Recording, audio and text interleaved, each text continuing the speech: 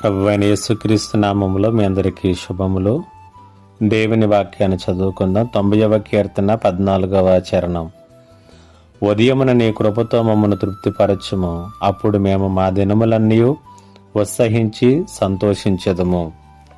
మన జీవిత కాలం అంతటినీ కూడా తృప్తిగా సంతోషముగా మనం జీవించాలంటే ఆ జీవితమును దేనితో నింపుకోవాలి?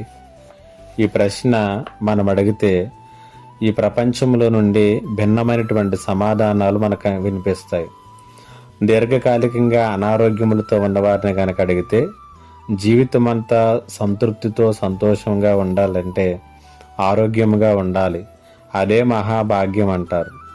పేదరికములో ఉన్నవారిని అడిగితే సంతోషానికి సంతృప్తికి ధనం అవసరమని వారు చెప్పవచ్చు.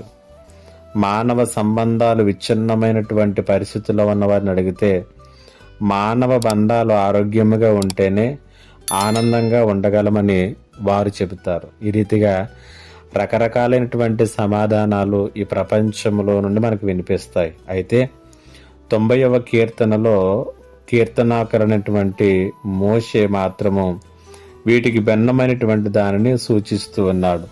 మోషే అన్నాడు, ఉదయాన్నే నీ కృపతో మమ్మను తృప్తిపరిస్తే మేము మా దినములన్నీ కూడా ఉత్సహించి సంతోషించగలము అనేటువంటి మాటని ఇక్కడ తెలియచేస్తున్నాడు. మన జీవితకాలం అంతా కూడా ఉత్సాహంగా సంతోషంగా ఉండాలంటే ప్రతి దినమును దేవుడు తన కృపతో మనల్ని దర్శించటం అనేటువంటిది చాలా అవసరం.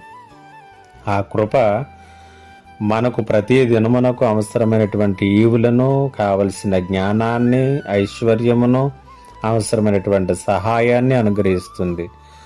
మనం ఇతరులను ప్రేమించటానికి, అర్థం చేసుకోవటానికి అది సహాయం చేస్తుంది. కాబట్టి ప్రతి దినము దేవుణ్ణి మనం అడగవలసింది, ప్రార్థించవలసింది దేని కొరకంటే ఆయన కృప కొరకు.